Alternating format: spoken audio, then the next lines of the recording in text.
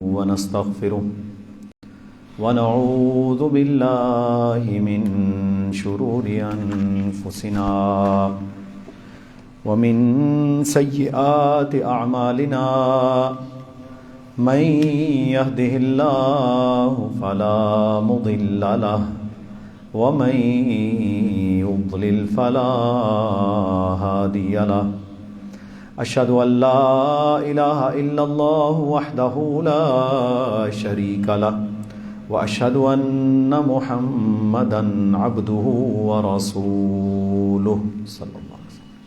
أما بعد فإن أصدق الحديث كتاب الله وخير الهدي هدي محمد صلى الله عليه وسلم وشر الأمور محدثاتها وكل محدثة بدعة وكل بدعة ضلالة وكل ضلالة في النار. أعوذ بالله السميع العليم من الشيطان الرجيم من همزه ونفخه ونفثه. يا أيها الذين آمنوا اتقوا الله حق تقاته ولا تموتن إلا وأنتم مسلمون. يا أيها الناس اتقوا ربكم الذي خلقكم من نفس واحدة وخلق منها زوجها وبث منهما رجالا كثيرا ونساء واتقوا الله الذي تساءلون به والأرحام إن الله كان عليكم رقيبا.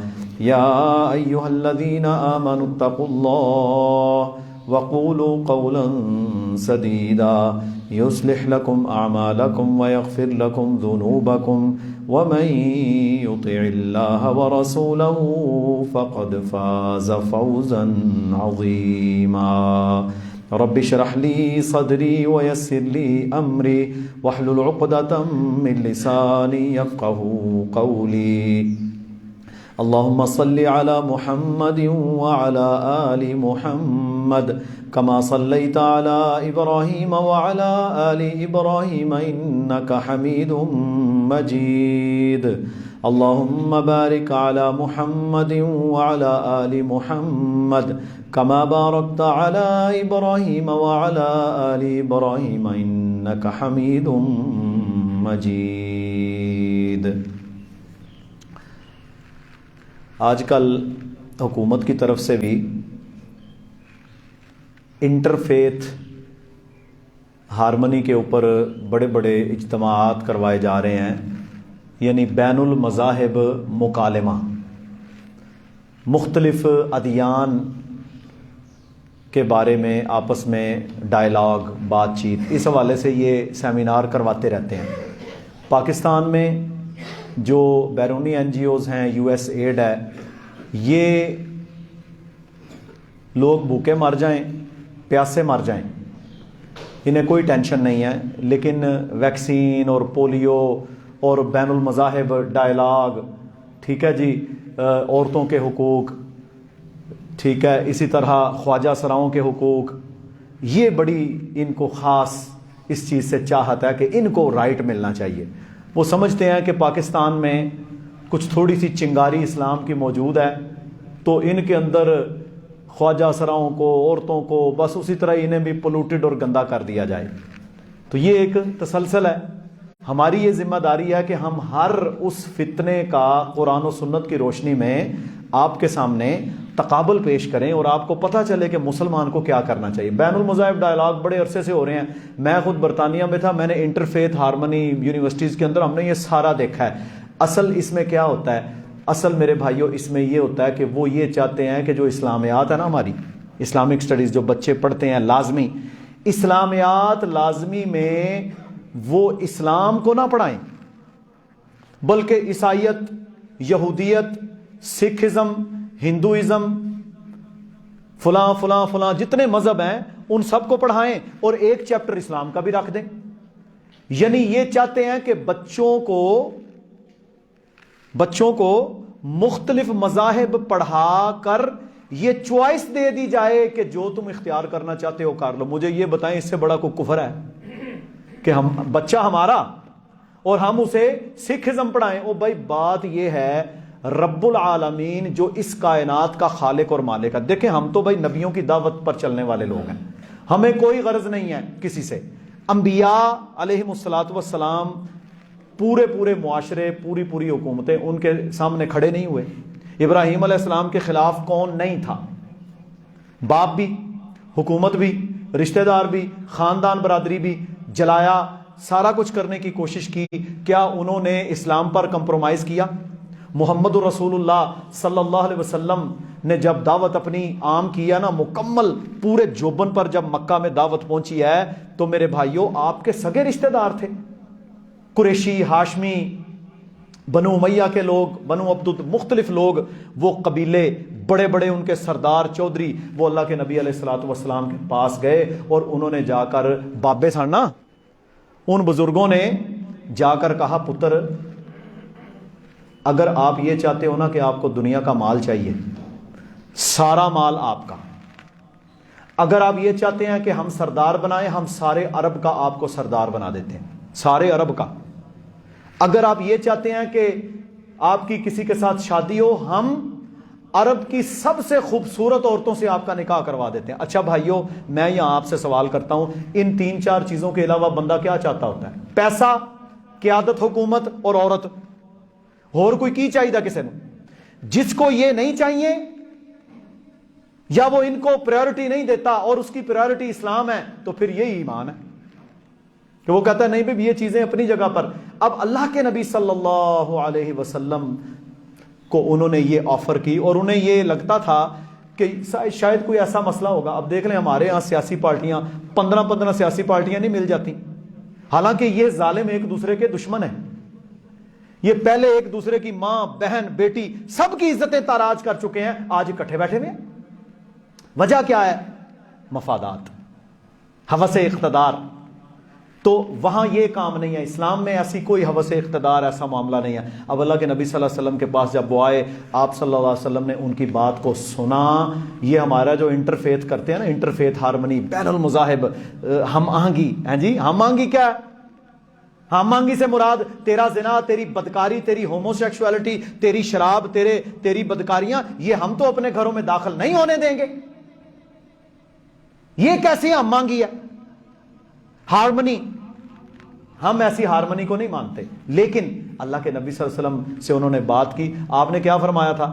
فرمایا تم دنیا کے اقتدار اور پیسے اور عورتوں کی بات کرتے ہو, اگر تم میرے داہنے ہاتھ میں سورج اور بائیں ہاتھ میں چاند بھی لا کر رکھ دو تو اللہ کی قسم میں رب العالمین کے دین سے ایک لحظہ کے لیے بھی نہیں ہٹوں گا. اور پھر ساتھ ہی اللہ نے قرآن نازل کر دیا. یہ بین المذاہب میں سب سے پہلی بات ہے. اعوذ باللہ من الشیطان الرجیم, بسم اللہ الرحمن الرحیم, قل یا ایھا الکافرون. اے محمد صلی اللہ علیہ وسلم آپ ان سے کہہ دیں اے کافرو, لا اعبد ما تعبدون, جس کی تم عبادت کرتے ہو اس کی میں نہیں کرتا. ولا انتم عابدون ما اعبد, جس کی تم عبادت کرتے ہو اس کی میں نہیں کرتا. یعنی اللہ نے بار بار یہ کہا کہ بھائی ہمارا اختلاف پیسے کا, مال کا, اقتدار کا, عورت کا, جاہ کا, چودراہٹ کا, حکومت کا ہے ہی نہیں. ہمارا اختلاف کیا ہے؟ تیرا لات, تیرے منات, تیرے عزا, تیرا یہ جو بت پرستی ہے, یہ جو کفر و شرک ہے, اللہ کے ساتھ کسی کو شریک نہیں ٹھہرانا, آخرت پر ایمان رکھنا ہے. میں اللہ کا آخری پیغمبر ہوں, جو کتاب مجھ پر نازل ہوئی یہ ہدایت ہے. یہی تھی نا دعوت.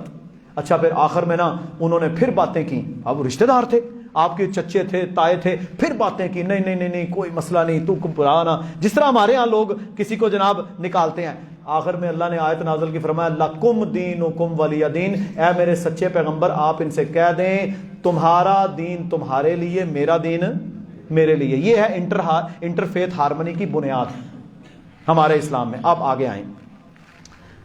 اسلام میں غیر مسلموں کے ساتھ تعلقات رکھنا حرام نہیں ہے. اسلام نے غیر مسلموں کے ساتھ تجارت, معاملات کرنے کی اجازت دی ہے.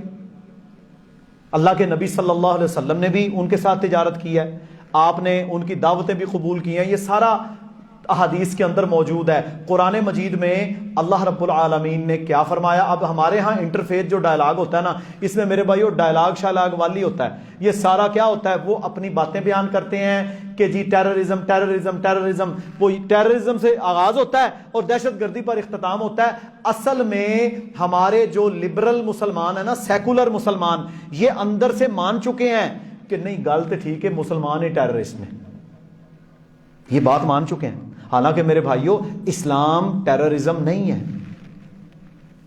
نہ ہی اسلام دہشت گردی کا نام ہے۔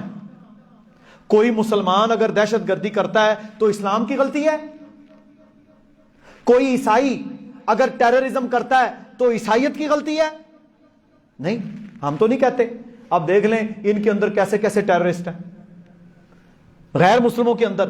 یہ یہودی چھوٹا سا ملک ہے نا میرے بھائیوں، ہر روز غزہ کے اندر، فلسطین کے اندر بمباریاں کر کے، اچھا یہ سٹیٹ کرتی ہے، ایک ریاست ہے اسرائیل، وہ کرتا ہے کیا کرتا ہے؟ ہسپتال کو بم سے اڑایا، بچوں کے سکولوں پر بم مارے، یو این او کے کیمپس کے اوپر بم مارے، بچیوں کو مارا، عورتوں کو شہید کیا، جاتے لوگوں کو شہید کیا، نماز پڑھتوں کو شہید کیا، ہسپتالوں پر بمباری کی، ان کی پانی کی ٹینکیاں اڑائیں، ان کے پاور پلانٹ جہاں سے بجلی بنتی ہے وہ اڑاتے ہیں، محلوں کے اندر گھروں کو، ہسپتالوں کو بلڈوزر کے ساتھ بلڈوز کرتے ہیں۔ اس کو دہشت گردی کوئی نہیں کہتا، یہ ٹیررزم نہیں ہے، سب سے بڑی دہشت گردی ہے یہ۔ اچھا زمین کس کی تھی؟ یہ فلسطینیوں کی۔ آج سے 1948 سے پہلے اسرائیل نام کی ریاست دنیا میں ہے ہی نہیں تھی، یہ تو فلسطین ہے، یا کسی دور میں یہ اردن یا شام کا علاقہ کہلاتا تھا، لیکن فلسطین تو پھر بھی موجود تھا۔ ان کی زمینوں پر میرے بھائیوں ان لوگوں نے انویسٹمنٹ کر کے، آج میں آپ کو تھوڑا سا یہاں یہ بھی بتاتا ہوں، سرمایہ دارانہ نظام، سرمایہ دارانہ نظام ہے نا یہ والا، کیا ہے؟ دنیا کے ملکوں کو لاؤ، اپنے ملک کی چیزوں کو، ملوں کو، سٹیل مل کو، زمینوں کو بیچو، وہ آ کر یہاں پر انویسٹ کریں۔ اور میرے بھائیوں انہوں نے، یہودیوں نے اتنا انویسٹ کیا، اتنا انویسٹ کیا کہ انہوں نے آدھے سے زیادہ فلسطینیوں کی زمینوں کو خرید لیا۔ سازش ہے نا، یہ سرمایہ دارانہ نظام کا شاخسانہ ہے۔ اچھا دیکھ لو ہمارا بابا قائد اعظم رحمہ اللہ، اللہ اس کی مغفرت کرے، انہوں نے جب اس دور میں فلسطین کا دورہ کیا تھا نا، اس دور میں 1948 کے اندر، تو میرے بھائیوں اس دور میں محمد علی جناح، دیکھو یہ بصیرت ہوتی ہے نا، انہوں نے پتہ کیا کہا تھا؟ انہوں نے کہا تھا یہ اسرائیلی ریاست مسلمانوں کی کمر میں چھرا گھونپا گیا، میں جب تک زندہ ہوں میں کبھی بھی اسے قبول نہیں کروں گا، کبھی بھی اسے قبول نہیں کروں گا، یہ بڑا جرأت مندانہ بات ہے، میں نہیں اسے قبول کروں گا۔ اور میرے بھائیوں ہمارے ہاں تو کسی کو بات کرنے کی ہمت نہیں ہے۔ یہ پچھلے دنوں نا جب عمران خان وزیر اعظم تھا، جو بات صحیح ہے وہ صحیح ہے، اس سے کسی نے پوچھا تو اس نے کہا باب قائد اعظم نے بھی یہی کہا تھا، میں بھی یہی کہتا ہوں۔ جرأت مندانہ بات کرنی چاہیے۔ تو بات کرنے کا مقصد یہ ہے کہ یہ ریاستیں خود دہشت گردی کرتی ہیں اور کہتے مسلمانوں کو یہ ٹیررسٹ ہے۔ اللہ تعالیٰ نے ہمیں کیا فرمایا؟ اللہ نے فرمایا تمہارا ان کے ساتھ معاملہ کیا ہونا چاہیے، ڈائلاگ کس بات پر ہونا چاہیے؟ پہلی بات ادعو الی سبیل ربک بالحکمت والموعظۃ الحسنہ، تم نے جب ان کو دعوت دینی ہے تو حکمت کے ساتھ اور اچھے طریقے سے دینی ہے۔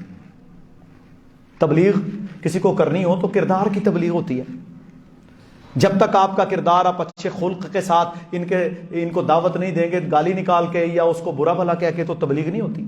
تو اس میں اچھا انداز اختیار کرنا چاہیے۔ وجادلہم باللتی ہی احسن، اور ان کے ساتھ جدال یعنی گفتگو اور دلائل کا تبادلہ کریں تو آسن طریقے سے کریں، ایسا نہ ہو کہ وہ بندہ آپ سے بھاگ جائے۔ اسی طرح میرے بھائیوں ہمارے ہاں بعض جہلاء ہیں، وہ لوگ جب ظلم دیکھتے ہیں نا مسلمانوں پر، یعنی برما میں مسلمانوں پر ظلم ہوا، ہندوستان میں ہوا، اسرائیل فلسطینیوں کو شہید کرتا ہے، مسلمانوں پر ظلم تو ہے، اس میں کوئی شک نہیں، تو شام میں ظلم یہ کرتے ہیں، تو وہ کیا کرتے ہیں؟ وہ ان کے پیشواؤں کو یا ان کے ان بڑوں کو گالیاں دیتے ہیں، گالیاں دیتے ہیں۔ تو میرے بھائیوں ہمیں اللہ تعالیٰ نے منع کیا ہے کہ ہم کسی کے مذہبی پیشواؤں کو گالی نہ دیں۔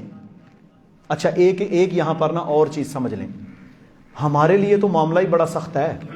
اب دیکھیں یہ ایسے بدبخت ہیں, انہوں نے جناب قرآن جلایا, نعوذ باللہ, انہوں نے اللہ کے نبی صلی اللہ علیہ وآلہ وسلم کے خاکے بنائے, آپ کی توہین کی, اسلام کی توہین کی. مجھے آپ سارے یہ اندر سے ایمان کی حالت میں بتائیں, کیا آپ کسی پہلے گزرے ہوئے نبی یا پہلی گزری ہوئی کتاب یا پہلا گزرا ہوا صحیفہ یا پہلے نبی پر آئی ہوئی وحی کا ایک حرف بھی اس کی توہین کا سوچ بھی سکتے ہیں؟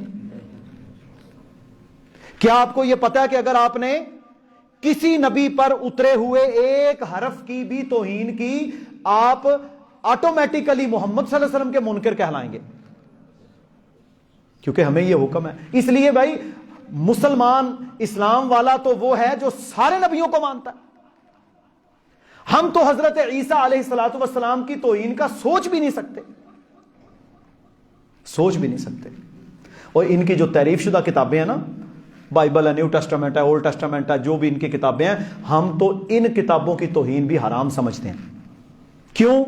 کہ اللہ کے نبی صلی اللہ علیہ وسلم نے فرمایا یہود و نصارہ کی جو کتابیں ہیں یہ تحریف شدہ ہیں, لیکن اگر یہ کوئی بات بیان کریں نہ انکار نہ اقرار, چپ, کیونکہ کوئی پتہ نہیں میں انکار کروں تو یہ ہو سکتا ہے کوئی رب کی بات ہو, اس لیے ان کی باتوں پر خاموش رہنا چاہیے. ایمان ہمارا ہے جو عیسیٰ علیہ السلام پر, داؤد علیہ السلام پر, موسیٰ علیہ السلام پر, جتنے نبی آئے جو ان پر نازل ہوا وہ حق اور سچ تھا, یہ ہمارا ایمان ہے. تو انٹرفیتھ میں سب سے پہلی چیز تو یہ ہے کہ بھائی حکمت کے ساتھ اچھے انداز سے غیر مسلموں کو آپ نے قائل کرنا ہے. اچھا, غیر مسلموں کی آج کل اقسام ہیں, کرسچنز یا جوز ہیں, یہودی ہیں ایسے کہ جو اپنے مذہب پر خاصا عمل کرتے ہیں. کرسچنز کے اندر, عیسائیوں کے اندر اب یہ تعداد کافی حد تک کم ہو چکی ہے, کیونکہ انہوں نے اپنی کتابوں کو اتنا بودا کر دیا, کہتا ہے ہمارے 3 میں سے 1 ہے یا 1 میں سے 3 ہے, ان کو یہی نہیں پتا ہمارے خدا کتنے ہیں. تو بہرحال یہ بودے مذہب, لیکن ان کو بھی جب آپ نے دعوت دینی ہے تو ان کو سمجھ کر دعوت دینی ہے. یہ ہمارے نوجوان سن رہے ہیں, مثلا ایک بندہ سائنس کو لے کر آتا ہے, آپ سائنٹیفکلی اسے سمجھائیں کہ دیکھو اسلام نے کیا کہا اور سائنس آج کیا کہتی ہے. وہ بندہ کسی شعبے میں بات کرتا ہے, آپ اس کے مطابق جب انشاءاللہ تعالی اسے بتائیں گے, اور آج کل الحمدللہ ہر چیز موجود ہے, عقل کے ساتھ بھی اسے سمجھا سکتے ہیں, کیونکہ اسلام بعینی ہی عقل کے مطابق دین ہے. یہ کوئی ایسی بات نہیں ہے جو آپ کو یا مجھے سمجھ نہ آ سکے. تو انٹرفیتھ ہارمنی میں ایک تو یہ چیز ہے. فرمایا وَلَا تَسُبُّوا الَّذِينَ يَدْعُونَ مِن دُونِ اللَّهِ فَيَسُبُّوا اللَّهَ عَدْوًا بِغَيْرِ عِلْمٍ. تم کبھی کسی غیر مسلم کے کسی پیشوا کو گالی نہ دو, ورنہ وہ بغیر علم کے تمہارے سچے رب کو گالی دیں گے. اس لیے یہ کام نہیں کرنا. تو میرے بھائیوں, اس میں ہمارا ایمان کیا ہے؟ ہمارا ایمان ہے والذین یؤمنون بما انزل الیک وما انزل من قبلک وبالآخرۃ هم یوقنون. ہم تو بھائی جو اللہ کے نبی پر نازل ہوا وہ بھی مانتے ہیں, جو اس سے پہلے نازل ہوا وہ بھی مانتے ہیں, اور ہم آخرت پر یقین رکھتے ہیں. یہ تو آخرت کے بھی منکر تھے اصل. اور ان کے ساتھ جو انٹرفیتھ ڈائلاگ ہے, اس ڈائلاگ میں سب سے اہم بات جو آپ نے یا ہم نے ان کے ساتھ کرنی ہے, وہ ہمارے ہاں جتنے پروگرام ہوتے ہیں میرے بھائیوں, کسی وزیر کے اندر بھی یہ ہمت ہی نہیں ہے وہ یہ بات کر سکے, کیونکہ وہاں پر امریکہ برطانیہ ان کے سفیر بیٹھے ہوتے ہیں, انہوں نے بھائی مال لگایا ہوتا ہے. وہ یہ چاہتے ہیں کہ لوگوں کے اندر سے اسلام کے بارے میں جو غیرت ہے نا, اسے ذرا تھوڑا کم کیا جائے, کرنٹ کم کیا جائے, محبت اللہ کے ساتھ, اللہ کے رسول کے ساتھ, قرآن کے ساتھ کم کی جائے. تو وہ اس قسم کے ڈائلاگ کرتے ہیں تاکہ لوگوں کا ذرا ضمیر جو ہے وہ خراب ہوتا جائے. اب آپ دیکھ لیں ہمارے مسلمانوں کے ملک ہے, میں اکثر ان میں ملکوں میں گیا ہوں, اردن کو دیکھیں, لیبنان کو دیکھیں میرے بھائیوں, شام کو دیکھیں, آپ ان ملکوں کے اندر چلے جائیں, ترکی کو دیکھیں. ان ملکوں کے لوگوں کا, مسلمان ہے, رہن سہن, کھانا پینا, شادیاں غمیاں بالکل مغرب کی طرح ہیں, یورپ کی طرح ہیں. کوئی ان کے اندر وہ نہیں ہے, شادی نکاح معاملات بالکل وہی فحاشی اور یعنی ہے, وہ ان کے نظام ہے. شراب بھی ملے گی, زنا بدکاری بھی عام ہے, بیچز بھی عام ہے, گندگی بھی عام ہے. کیا ہے؟ انہوں نے ان کے اندر سے وہ کلچر ہی چھین لیا. اب پاکستان کے اندر وہ خاندانی نظام تھا، کوئی رکھ رکھاؤ، کوئی چھوٹے بڑے کی تمیز، کوئی معاملہ، کوئی حیا، کچھ نہ کچھ، پھر بھی چھوٹے شہروں میں زیادہ ہے، گاؤں کے اندر کچھ اور زیادہ ہوگا، ہے تو فتنہ بہت زیادہ بڑھ چکا ہے اب. تو یہ چاہتے ہیں کہ یہ جو رہی صحیح کسر ہے نا، یہ بھی نکال دی جائے. اب آپ دیکھ لیں ہمارے منڈی جیسے ضلع کے اندر تقریباً جو کالجز ہیں جہاں پر لڑکیاں لڑکے اکٹھے پڑھتے ہیں، اب سب میں میوزیکل کانسرٹس ہو رہے ہیں کہ نہیں؟ یعنی کنجر آتے ہیں، کنجریاں آتی ہیں، میوزیکل پورا گروپ ہوتا ہے اور یہاں پر وہ گانے گاتے ہیں، لڑکیاں لڑکی ناچتی ہیں، کوئی بندہ روکنے والا نہیں ہے. آئین کے اندر لکھا ہوا اقتدار اعلیٰ کا مالک اللہ ہے، قرآن و سنت کے خلاف کوئی قانون پاکستان میں نہیں چلے گا. دیکھیں نا، اور یہ ہماری حکومتوں کی، ضلعی انتظامیہ کی ذمہ داری ہے کہ وہ ان چیزوں پر بند باندھے. یہ اسلامی جمہوریہ پاکستان ہے. اللہ اکبر. تو ان کے ساتھ جو مکالمہ کرنا ہے، اس مکالمے کی اساس، بنیاد، بیس پتہ کیا ہے؟ جو قرآن میں آل عمران کے اندر، سورہ آل عمران کے اندر اللہ نے نازل فرمائی. اور اللہ کے نبی صلی اللہ علیہ وسلم کے پاس جب نجران، یہ ابھی بھی سعودیہ کا علاقہ ہے، نجران کے عیسائیوں کا وفد آیا تھا، یہ 20-25 دن رہے مدینہ کے اندر، انہوں نے آپ کے ساتھ گفتگو کی، مکالمہ کیا، اپنی دعوت پیش کی. اللہ کے نبی صلی اللہ علیہ وسلم نے قرآن اتر رہا تھا، پیش کیا، ان کو ایسی دعوت دی، وہ میں تفصیل پہلے بیان کر چکا ہوں. وَلَا تَقُولُوا ثَلَاثَةٌ، مت کہا کرو اللہ تین ہے. ٹھیک ہے جی. إِنَّ مَثَلَ عِيسَىٰ عِندَ اللَّهِ كَمَثَلِ آدَمَ، آپ ان سے کہہ دیں کہ میرے نزدیک، ہم اللہ کے نزدیک تو عیسیٰ کی مثال آدم کی سی ہے. اللہ تعالیٰ اگر آدم علیہ السلام کو بغیر ماں اور باپ کے پیدا کر سکتا ہے تو رب العالمین کے لیے عیسیٰ علیہ السلام کو بغیر باپ کے پیدا کرنا کون سا مشکل ہے کہ تم نے نعوذ باللہ اللہ کو ان کا باپ قرار دے دیا. تو یہ دعوت جب اللہ کے نبی صلی اللہ علیہ وسلم نے دی، وہ بالکل زچ ہو گئے. لیکن وہاں پر اللہ تعالیٰ نے پھر اللہ کے نبی صلی اللہ علیہ وسلم پر سورہ آل عمران کی یہ آیات نازل فرمائیں. اور آپ نے جتنے خطوط لکھے ہیں نا غیر مسلم حکمرانوں کو، ان سب خطوط میں آپ صلی اللہ علیہ وسلم نے یہ آیت سب سے اول نمبر پر لکھی. آج بھی وہ خط موجود ہیں، کسی نے پڑھنے ہونا تو میرے بھائیوں میرے سے منگوا لیجئے گا، اردو انگلش دونوں میں ترجمہ موجود ہے.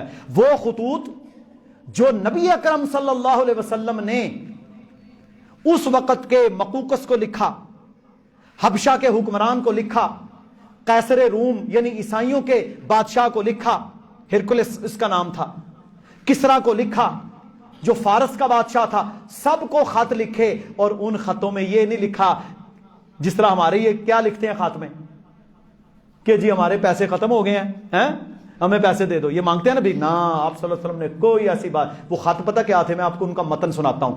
بسم اللہ الرحمن الرحیم. آپ صلی اللہ علیہ وسلم لکھ نہیں سکتے تھے تو وہاں مختلف صحابہ تھے، حضرت عمر تھے، حضرت معاویہ تھے، دیگر صحابہ، وہ لکھتے تھے چمڑے کے اوپر، چھال کے اوپر، کپڑے کے اوپر، ٹاٹ کے اوپر باقاعدہ وہ خط لکھا جاتا. اور یہ خطوط جو رسول اللہ صلی اللہ علیہ وسلم نے لکھائے، یہ اکثر ہرن جو ہوتا ہے نا، ہرن کی کھال کو وہ سکھا کر، وہ بڑی پتلی ہوتی ہے اور بڑی اچھی رائٹنگ آتی ہے اس پہ، اس کو رکھا جاتا تھا اور اس کے اوپر یہ خطوط لکھ کر اللہ کے نبی صلی اللہ علیہ وسلم پھر بھیجا کرتے تھے.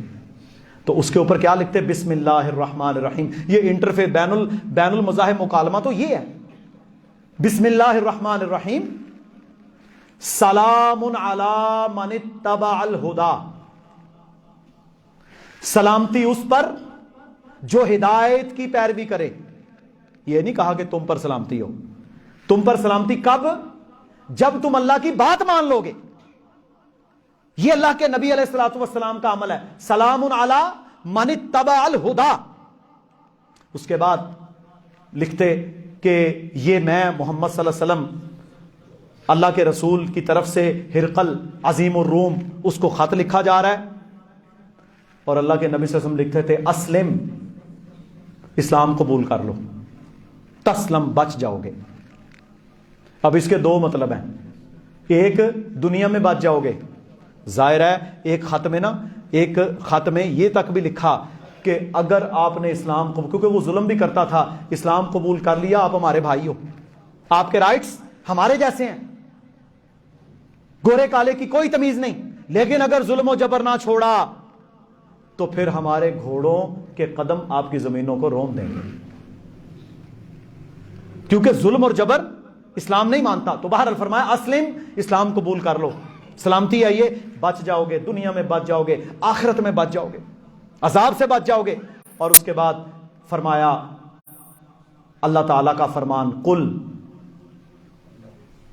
اے محمد صلی اللہ علیہ وسلم آپ ان سے کہہ دیجئے، آپ لکھتے تھے یا اہل الکتاب، اہل کتاب، تعالوا، آؤ اس بات کی طرف، الی کلمۃ سواء بیننا و بینکم، اس کلمے کی طرف آؤ جو ہمارے اور تمہارے درمیان برابر ہے۔ یہ اہل کتاب کو خط لکھا جا رہا ہے، اللہ کے نبی قرآن کی آیت لکھ رہے ہیں، آؤ، تعالوا، آؤ، الی کلمۃ، اس کلمے کی طرف، سواء بیننا و بینکم، جو تمہارے اور ہمارے درمیان برابر ہے۔ کیا کلمہ ہے وہ؟ اللہ نعبد الا اللہ، کہ ہم اللہ کے علاوہ کسی کی عبادت نہ کریں۔ ہے نا دعوت؟ ہمارے بین المذاہب کانفرنس کے اندر وزیر اعظم چھاڑ کے اس سے بھی کوئی بڑا اس کو ہے ہمت کہ وہ ان کو یہ دعوت دے سکے؟ اللہ نعبد الا اللہ، کہ آپ اس بات کا اقرار کرو کہ اللہ کے علاوہ کوئی معبود نہیں، ولا نشرک بہ شیئا، اس کے ساتھ کسی چیز کو شریک نہیں ٹھہرانا، ولا یتخذ بعضنا بعضا اربابا من دون اللہ، اور ہم آپس میں ایک دوسرے کو اللہ کے علاوہ رب نہ بنائیں۔ یہاں پر بھی سسٹم ہے نا کہ وہ لوگ اپنے جو ان کے تھے نا پیشوا، فرمایا ہم آپس میں ایک دوسرے کو اللہ کے علاوہ اربابا من دون اللہ، ہم رب نہ بنائیں۔ کیا مطلب ہے اس کا؟ سورہ توبہ میں اس کی مزید وضاحت ہے، فرمایا اتخذوا احبارہم ورہبانہم اربابا من دون اللہ، ان لوگوں نے اپنے مولویوں کو اور اپنے درویشوں کو اللہ کو چھوڑ کے رب بنا لیا تھا، عیسیٰ علیہ السلام کو رب بنا لیا تھا۔ تو ایک صحابی عدی بن حاتم، عدی، یہ حاتم تائی کا نام سنا ہے نا سب نے، یہ ایک ریئل کردار ہے، کوئی دو نمبر نہیں ہے۔ حاتم تائی یہ ایک عرب کے بہت مشہور سخی تھے، ان کے بیٹے عدی رضی اللہ تعالی عنہ، انہوں نے، یہ عیسائیوں کے بہت بڑے عالم تھے حضرت عدی، انہوں نے آ کر اللہ کے نبی صلی اللہ علیہ وسلم کے ہاتھ پر اسلام قبول کیا مدینہ کے اندر، اور یہ جب مسلمان ہوئے تو انہوں نے جب قرآن مجید کی آیت پڑھی نا اتخذوا احبارہم ورہبانہم اربابا من دون اللہ، کہ ان لوگوں نے، عیسائیوں نے، یہودیوں نے اپنے مولوی، اپنے علماء اور اپنے درویش، یہ جو تارک الدنیا لوگ ہوتے تھے نا، پیر فقیر اور گدی نشین، ان کو رب بنا لیا تھا، عیسیٰ علیہ السلام کو رب بنا لیا تھا۔ تو عدی رضی اللہ تعالی عنہ، ترمذی شریف کے اندر یہ پورا واقعہ ہے۔ میرے بھائیوں، آ کے اللہ کے نبی کے پاس آئے، بھاگے بھاگے، کہا یا رسول اللہ صلی اللہ علیہ وسلم، ہم تو ان کو رب نہیں مانتے تھے، ہم قطعی طور پر ان کو معبود یا رب نہیں مانتے تھے۔ تو رسول اللہ صلی اللہ علیہ وسلم نے فرمایا، عدی مجھے یہ بتاؤ، جس چیز کو وہ حلال کہتے تم مانتے تھے؟ کہا جی۔ کہ جس کو حرام کرتے؟ کہ جی وہ بھی مانتے تھے۔ یعنی حلال حرام کا اختیار انہوں نے اپنے علماء اور درویشوں کو دے رکھا تھا، جو اختیار کس کا ہے؟ صرف اللہ کا۔ حلال حرام کا اختیار تو ہے ہی اللہ کا، انہوں نے اپنے مولویوں اور درویشوں کو دے رکھا تھا۔ تو رسول اللہ صلی اللہ علیہ وسلم نے فرمایا، یہ تو کرتے تھے نا؟ کہ جی یہ تو کرتے تھے۔ فرمایا فَتِلْكَ عِبَادَتُهُمْ، یہی تو ان کی عبادت ہے، یہی تو ان کو رب بنانا ہے اللہ کو چھوڑ کر۔ جب تم نے لا الہ الا اللہ کا اقرار کر لیا تو پھر حلال حرام بھی تمہیں اللہ بتائے گا کیا کرنا ہے کیا نہیں کرنا۔ تو میرے بھائیوں، یہ دعوت جب اللہ کے نبی علیہ الصلوۃ والسلام نے دی نا پوری دنیا کے حکمرانوں کو، بعض اس میں مسلمان بھی ہو گئے، بعض نے اسلام قبول کر لیا۔ کسریٰ کے پاس جب یہ خط پہنچا، یہ ہے انٹرفیتھ ڈائلاگ، کسریٰ کے پاس خط پہنچا، کسریٰ نے اس خط کو پھاڑا۔ اچھا آج بھی وہ خط موجود ہے، اس نے پھاڑ دیا تھا، ظاہر ہے وہ چمڑا تھا، 3 ایسے پھٹا، 4 اس کے حصے ہوئے۔ آج جو اس خط کا عکس موجود ہے نا، توپ کاپی میوزیم ترکی کے اندر پڑا ہے میرے بھائیوں، وہ جب پھٹا ہوا بعد میں ملا تو اس کو پھر سیا گیا سوئی دھاگے سے، آج اس کے نشان بھی نظر آتے ہیں۔ بڑی دیکھنے والی یہ چیزیں ہیں۔ تو میرے بھائیوں، اس نے خط پھاڑا، رسول اللہ صلی اللہ علیہ وسلم کے پاس اپنے ایلچیوں کو بھیجا، یعنی وہ اپنے آپ کو سمجھتا تھا کہ میں عرب و عجم کا مالک ہوں۔ اس نے بڑی بدتمیزی بھی کی اور کہا کہ یہ ہمارے نوکر اور غلام، اور ان کو ہمت کیسے ہوئی کہ یہ جو سپر پاور تھی نا نام نہاد، ٹھیک ہے جی، تو اس نے جناب بڑک ماری۔ جب جب اس نے اپنے ایلچی بھیجے، ابھی وہ اللہ کے نبی صلی اللہ علیہ وسلم کے پاس پہنچے تو آپ صلی اللہ علیہ وسلم نے فرمایا تھا اس ظالم نے سچے نبی کی دعوت کا انکار کیا ہے، اللہ تعالیٰ اس نے میرے خط کو پھاڑا، اللہ اسے پھاڑے گا۔ اس کے بھتیجے نے 3 دن کے اندر اسے قتل کر دیا۔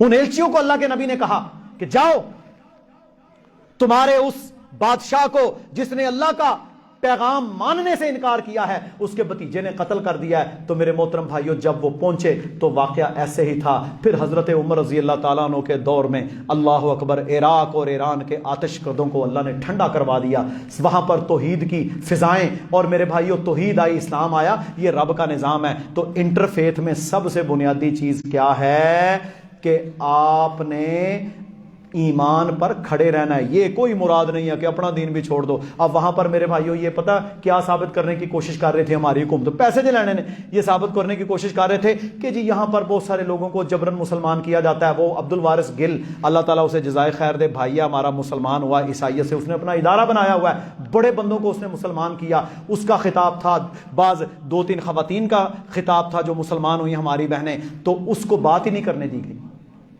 آدھی بات کی، اس کو اٹھا کے سٹیج سے نیچے اتار دیا۔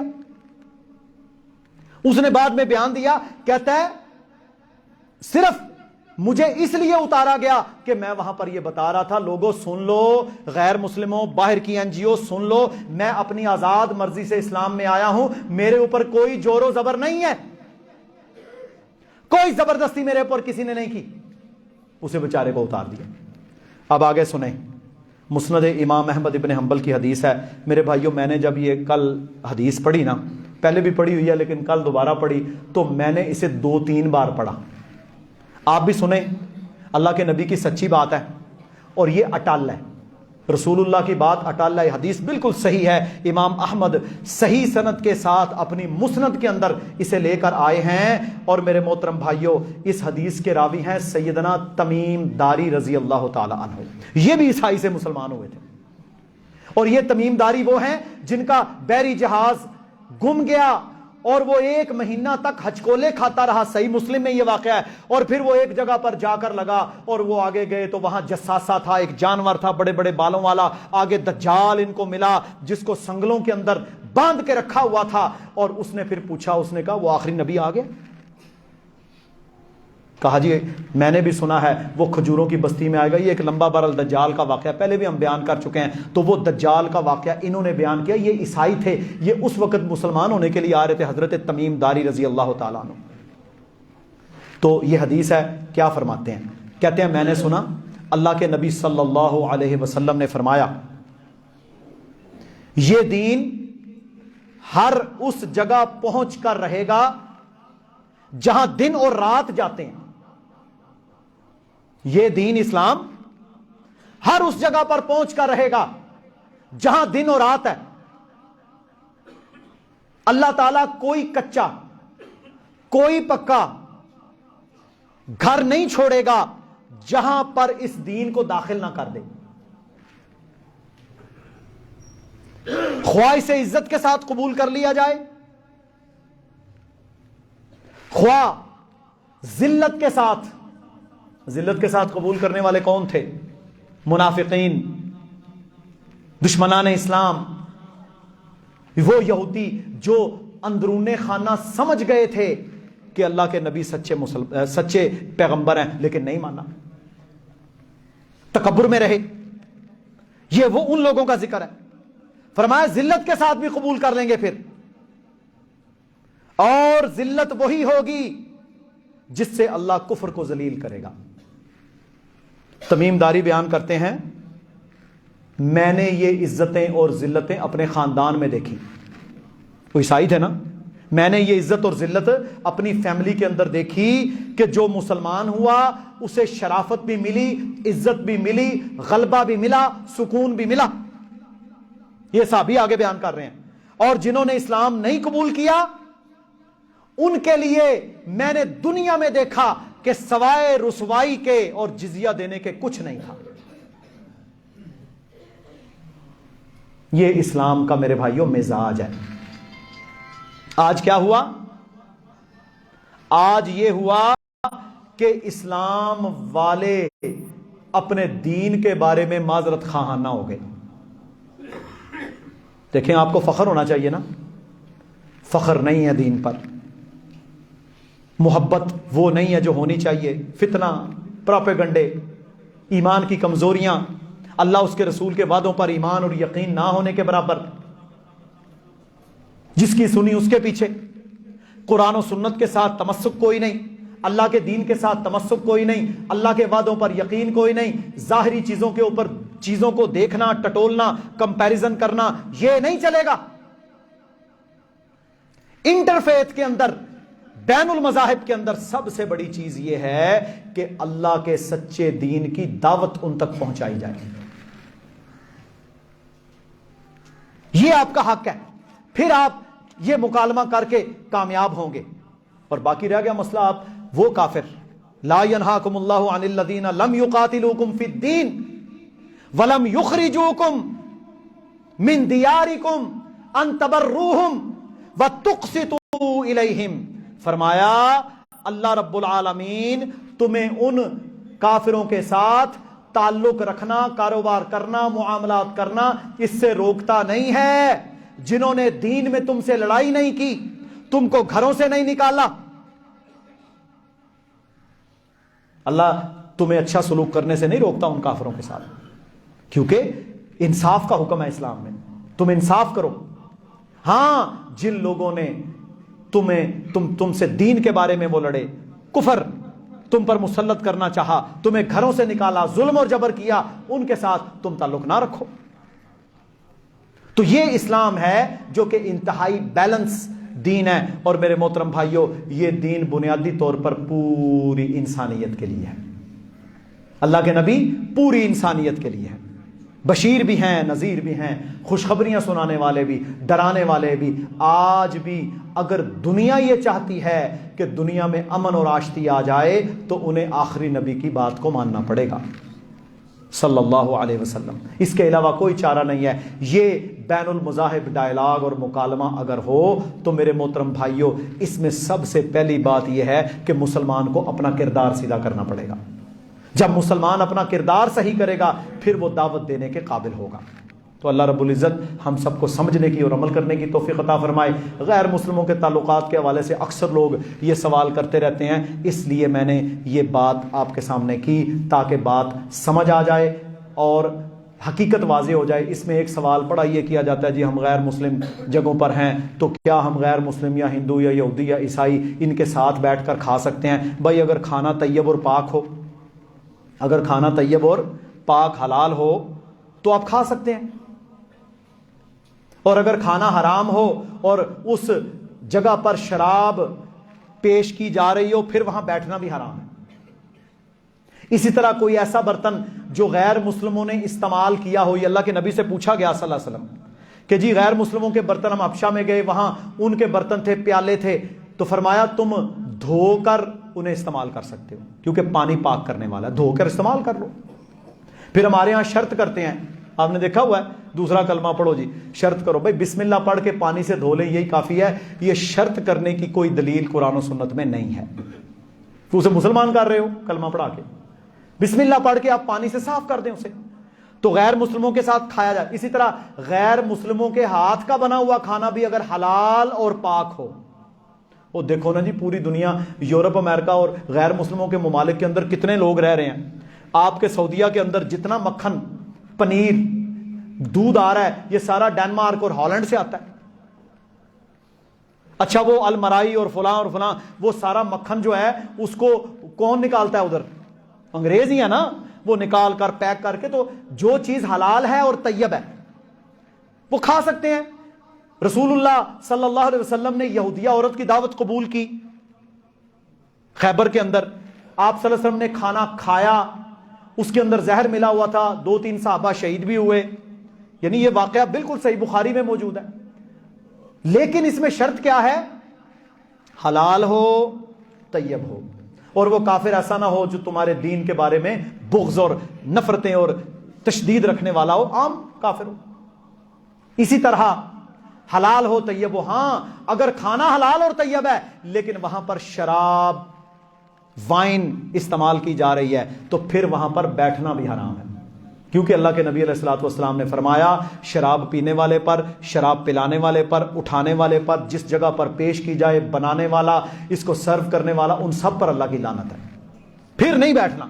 لیکن اگر وہ معاملہ نہیں ہے تو پھر آپ کھا سکتے ہیں، کوئی اس میں شرعی قباحت والا معاملہ نہیں ہے، لیکن حلال اور طیب والا اصول برقرار رہے گا، اس میں شک نہیں ہونا چاہیے کہ کوئی اس میں حرام چیز کی آمیزش ہے، خنزیر بھی یہ کھاتے ہیں وغیرہ وغیرہ۔ تو ابھی تو میرے بھائیوں دیکھ لیں جو غیر مسلم ممالک میں مسلمان ہیں تو وہ وہاں پر ویجیٹیرین یا سبزیوں کی بنی ہوئی چیزیں وہ لے لیتے ہیں، تو اس میں کوئی شرعی قباحت والی بات نہیں ہے۔ اللہ رب العزت ہم سب کو سمجھنے کی اور عمل کرنے کی توفیق عطا فرمائے۔ وآخر دعوانا ان الحمد للہ رب العالمین۔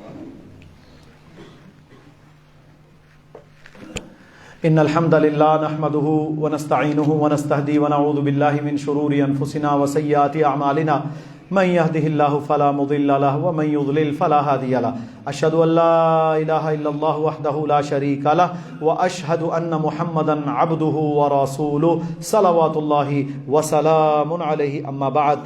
میرے بھائیوں، قیامت کے قریب اللہ کے نبی صلی اللہ علیہ وسلم نے فرمایا کہ قیامت سے پہلے سخت تباہی شروع ہوگی، یہ مسند احمد کی حدیث ہے، قیامت سے قبل سخت تباہی شروع ہوگی، پھر اس کے بعد شدید زلزلے آئیں گے۔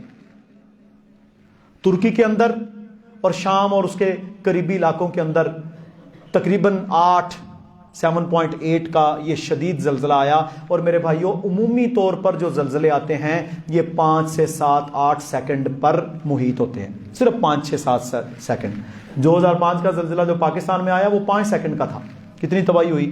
یہ زلزلہ جو آیا یہ 19 سیکنڈ کا تھا، 19 سیکنڈ، اور یہ بڑا وقت ہوتا ہے، ختم ہی نہیں ہوتے۔ 19 سیکنڈ میں زمین کو جھنجھوڑ کے رکھ دیا گیا، اور آپ نے دیکھا ہوگا کہ کس طرح 10 20 منزلہ بلڈنگیں میرے بھائیوں کس طرح ریت کے ٹیلے ثابت ہو رہی تھی۔ بڑی شہادتیں ہوئی ہیں، بڑی شہادتیں ہوئی ہیں۔ اور میرے بھائیوں یہ قیامت کے قریب آپ نے فرمایا بہت زیادہ زلزلے آئیں گے۔ اب دیکھ لیں اعمال، ہمارے افعال، نماز لوگ پڑھتے نہیں، زنا عام ہے، شراب نوشی عام ہے، دین میرے بھائیوں مفقود ہو چکا، کفر ہے، شرک ہے، خباثتیں ہیں، شرارتیں ہیں، نکاح کو کے اوپر عمل کوئی نہیں۔ یہ ترکی کے حالات ہیں۔ اکثریت ابھی تو یہ اردوان کے بعد بہت بہتری آئی ہے، ورنہ میرے بھائیوں 1994-95 میں ہم نے خود استنبول اور ان جگہوں کو دیکھا، ان کے اندر تو بات ہی کوئی نہیں تھی۔ مسجدوں کو تالے لگے ہوئے ہم نے خود دیکھا ہے، مسجدوں کو تالے، نماز نہیں پڑھ سکتے آپ جا کے، اتنی بڑی مسجد کہ 1.5 لاکھ بندہ نماز پڑھ لے، تالے لگے ہوئے۔ یہ تو ابھی کچھ بہتری آئی ہے۔ تو میرے محترم بھائیوں یہ اتنا بڑا زلزلہ، فرما اذا زلزلت الارض زلزالہا، قیامت کے قریب ایسا معاملہ ہوگا کہ اللہ تعالیٰ زمین کو ہلا کے رکھ دے گا۔ یا ایھا الناس اتقوا ربکم ان زلزلۃ الساعۃ شیء عظیم، اے لوگو اللہ سے ڈرو، اس رب سے ڈرو کہ قیامت کا زلزلہ ایک بہت عظیم چیز ہے، بہت بڑی چیز ہے۔ یوم ترونہا، تم دیکھو گے، تذہل کل مرضعہ عمن ارضعت وتضع کل ذات حمل حملہا وتری الناس سکارا، تم دیکھو گے لوگ نشے میں ہوں گے۔ ہر دودھ پلانے والی اپنے دودھ پیتے بچے کو بھول جائے گی، ہر حمل والی اپنا حمل گرا دے گی، اور تم دیکھو گے کہ لوگ ایسے ہوں گے جیسے نشے میں ہیں، جبکہ وہ نشے میں نہیں ہوں گے۔ یہ تو اللہ کا عذاب ہوگا جو ان پر ہوگا، یہ اللہ کا عذاب ہوگا۔ تو میرے محترم بھائیوں یہ جو زلزلے ہیں ان سے ہم نے سبق حاصل کرنا ہے۔ دیکھو نا، خرمستیوں کے اندر، بدماشیوں کے اندر، نافرمانیوں کے اندر، تم کیا سمجھتے ہو تم اکیلے کمرے میں اللہ کی نافرمانی کر رہے ہو، اللہ نہیں دیکھ رہا؟ تو ماں باپ سے بچ لے گا، رشتہ داروں سے بچ جائے گا، رب سے بچ جائے گا تو۔ یہ ذہن بنائیں، اپنی میرے بھائیوں تنہائیوں کو پاک کریں، ورنہ یہ نہ ہو کہ سوئے ہوئے زلزلوں کے اندر کتنے لوگ ہیں جو انہی بلڈنگز کے اندر ان کی قبریں بن گئی، ملے ہی نہیں۔ یہ تو چند لوگ ملے ہیں. جب 20 منزلہ بلڈنگ نیچے گرتی ہے تو میرے بھائیوں وہ کب پہنچیں گے وہاں پر؟ تہ خانے بنے ہوتے ہیں، فنا ہو گئی ہر چیز. تو بہرحال ڈرنا چاہیے اور اعمال کی اصلاح کرنی چاہیے، رجوع الی اللہ کرنا چاہیے. یہ دنیا کا دھوکہ میرے بھائیوں یہ چند دن کا ہے. اس دنیا کی وجہ سے کبھی دین پر کمپرومائز نہ کرو. بس جب آ جائے دین کی بات تو پھر دنیا کو تھوڑا سائڈ پہ رکھ دو. اسی طرح میرے بھائیوں ابھی یہ فروری کا سیزن ہے تو ویلنٹائن ہمارے ہاں تو الحمدللہ سپریم کورٹ نے اس پر 4-5 سال پہلے پابندی لگائی. اللہ انہیں جزائے خیر دے ان ججوں کو. تو میرے بھائیوں اس دن کے بعد سے آفیشلی تو یہ کام نہیں ہوتا، لیکن سوشل میڈیا کا گند پوری دنیا میں موجود ہے. کافروں کا گندا پلید تہوار ہے. بے حیائی، فحاشی اور عریانی اور زنا کی پروموشن کے لیے میرے بھائیوں دیکھو یہ کیسے کیسے فتنے اٹھاتے ہیں. اور وہ مسلمان کلمہ پڑھنے والا مسلمان بچہ اور بچی جب وہ کسی کو تحفے تحائف اور اس طرح کی باتیں ویلنٹائن ڈے کے نام پر کرے گا تو میرے بھائیوں پھر کیا پیچھے رہ جائے گا، کیا اس کا اسلام باقی رہتا ہے؟ ان الذین یحبون ان تشیع الفاحشہ، جو لوگ یہ پسند کرتے ہیں کہ وہ فحاشی کو عام کرے، فی الذین آمنوا، ایمان والوں کے اندر، لہم عذاب علیم فی الدنیا والآخرہ، ان کے لیے دنیا میں بھی اور آخرت میں بھی دردناک عذاب ہے. جو مومنوں کے اندر بے حیائی پھیلانا چاہتے ہیں ان کے لیے دنیا اور آخرت میں دردناک عذاب ہے. اس لیے ایسی ہر بے حیائی کا ہم نے انکار بھی کرنا ہے اور اس کا رد بھی کرنا ہے. ایمان، نکاح، اللہ کا دین، محمد رسول اللہ صلی اللہ علیہ وسلم کے طریقے، وہ حیا، اس پر انشاءاللہ تعالی معاشروں کو کھڑا کرو گے. معاشرے، نیک اولادیں، اچھے بچے، اسلام والے اور اسلام کے لیے کھڑے ہونے والے، اپنے والدین کے لیے دعائیں کرنے والے، وہ اولادیں. ورنہ بے حیائی اور فحاشی اور عریانی کا نتیجہ دیکھ لو. اللہ چھوٹے چھوٹے عذاب دے کر آزماتا ہے اور فرماتا ہے کہ میں یہ چھوٹے ہلکے عذاب اس لیے بھیجتا ہوں تاکہ تم پلٹ آؤ. تو اللہ رب العزت ہم سب کو سمجھنے کی اور عمل کرنے کی میرے بھائیوں بہنوں توفیق عطا فرمائے. اعلان ہے ہمارے بڑے پیارے بھائی میاں عبدالقیوم صاحب، ان کے بڑے بھائی میاں صفدر علی جو کہ پیر والے دن فوت ہوئے تھے، اللہ رب العزت ان کی مغفرت فرمائے. ان کی غائبانہ نماز جنازہ ہم انشاءاللہ جمعہ کے بعد ادا کریں گے. اسی طرح ہمارے ایک ہمسائے تھے، اشرف نام تھا ان کا، بے اولاد تھے، توحید والا بندہ تھا، نمازی آدمی تھا اور وہ ہیئر ڈریسر کا کام کرتا تھا. تو وہ بھی فوت ہوئے کل، ہمیں تو پتہ ہی نہیں چلا کیونکہ اولاد بھی کوئی نہیں تھی بتانے والا. ان کی بھی انشاءاللہ ساتھ ہی ہم نماز جنازہ پڑھیں گے. تو یہ میرے بھائیوں جو جنازہ ہوتا ہے نا اپنے مرنے والوں کے لیے غائبانہ پڑھ لینا، جو لوگ نہیں شامل ہو سکے، یہ بہت بڑا تحفہ ہے. اللہ کی قسم ہمارے نزدیک یہ 2-3 منٹ ہے نا، اکثر لوگ دیکھتے ہیں وہ اہمیت نہیں دیتے، لیکن جب ہم نے ہونا ہے نا قبر میں پھر ہمیں پتہ چلے گا کہ کاش ہمارے لیے لوگ دعا کرنے والے ہوتے. تو انشاءاللہ یہ دعا اخلاص کے ساتھ، اس نیت کے ساتھ کہ بھائی کل چند دنوں کے بعد میں نے بھی اس جگہ پہ پڑے ہونا ہے. تو یہ ذہن میں رکھ کے جب ہم اخلاص کے ساتھ دعا کریں گے، اچھا ہماری دعائیں اخلاص والی دعا کے ساتھ اگر ہمارے اس بھائی اس میت کو فائدہ ہو جائے میرے بھائیوں کتنی بڑی بات ہے. اس کے اوپر کوئی معاملہ نرم ہو جائے، اللہ تعالیٰ کسی کی دعا قبول کر لے، کتنی بڑی بات ہے. تو انشاءاللہ یہ ذہن رکھنا ہے اخوت اسلامی کا. اللہ رب العزت ہم سب کو عمل کرنے کی توفیق عطا فرمائے. وآخر دعوانا الحمدللہ رب العالمین.